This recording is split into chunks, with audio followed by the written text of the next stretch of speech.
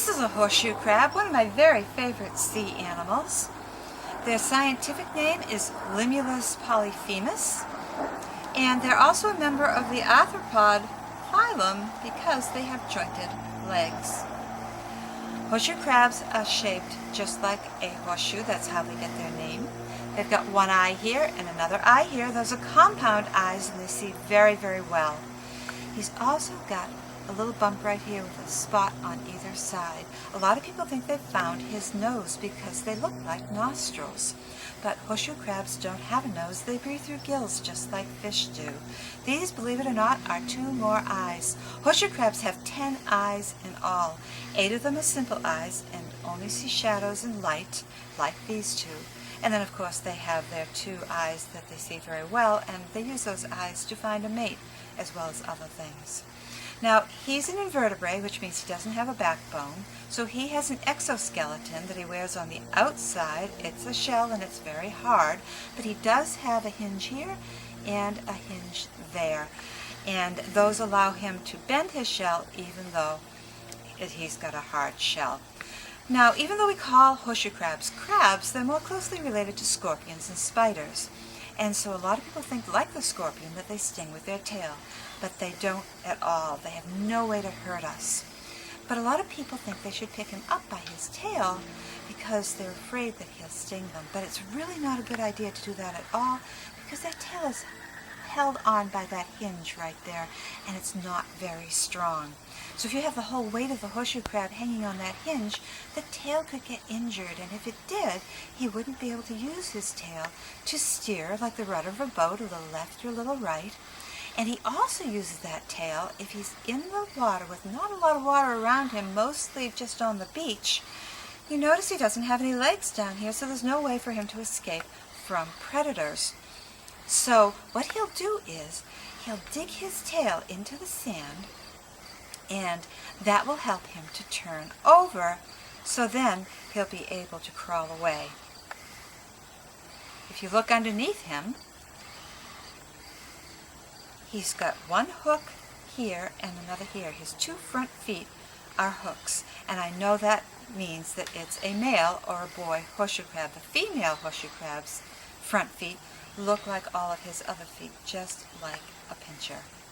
He's got 2 pushing feet in the very back that are a little longer than the rest of his feet, and they're really good for, they spread out at the end, look almost like a daisy, and he uses them to push off in the sand to get himself closer to the water if he's left stranded by a wave.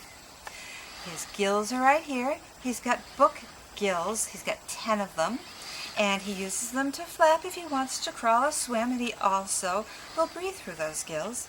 His mouth is right here, and he's got bristles around his mouth that he uses to chew his food. Those are his teeth, and they feel just like your toothbrush bristles.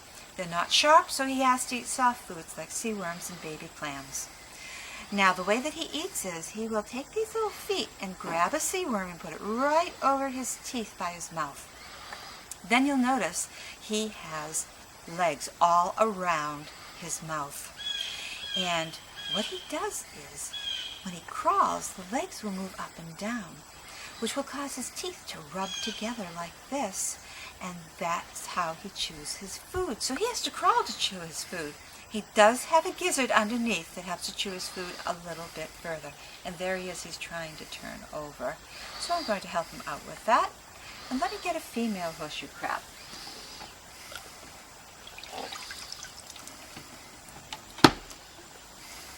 This is a female horseshoe crab. If you have 2 horseshoe crabs side by side, a female and a male, and they're the same age, the female is going to be a lot larger than the male.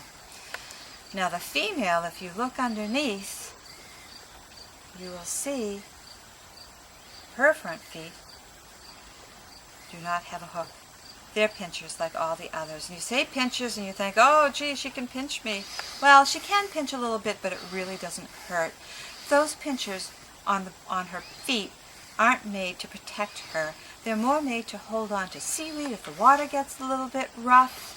It also helps to move food towards her mouth.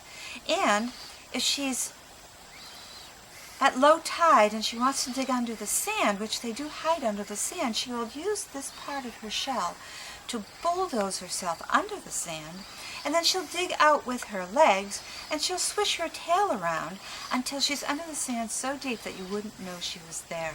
She's hiding from a couple of things. She's hiding from a predator, a hungry seagull maybe that might want to eat her, and she's also hiding from the hot sun, because if there's not a lot of water around her, she can get very warm, and down underneath the sand it's very cool and it's very wet. So that's a little bit about the horseshoe crab. The females, it takes 10 years for them to reach reproductive maturity. The males take 9 years, and they only live to be about 22 years. So it's really important that they are protected so that they can reach reproductive maturity, so they can lay eggs, so that we always have horseshoe crabs around. I hope that you've enjoyed learning a little bit about horseshoe crabs, and if you're ever at the beach, I hope you get to meet one in person.